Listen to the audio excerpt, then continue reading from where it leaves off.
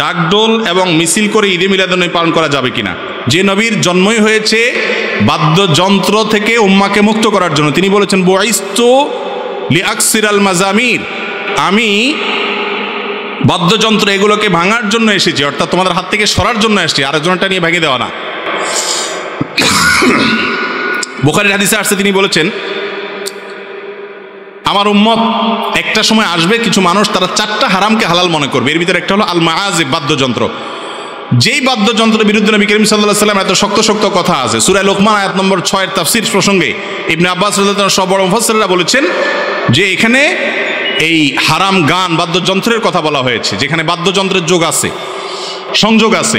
তো নবীজির জীবন আপনার জন্মদিবস পালন করবেন, যদিও জন্মদিবসটাই আসছে, এর ইতিহাস অনেক বড় এবং অনেক খারাপ, সেটা ইনশাআল্লাহ ভিন্ন কোনো এক সময় বলবো। শুধু এটুকু বলি যে নবীজির শানে কোনো কিছু করতে চান, সেখানে বাদ্যযন্ত্র ব্যবহার করতেছেন, এটা হলো নবীজির হুকুমকে লঙ্ঘন করে তাকে সম্মান দেখাতে যাওয়ার মতো একটা ভুল কাজ।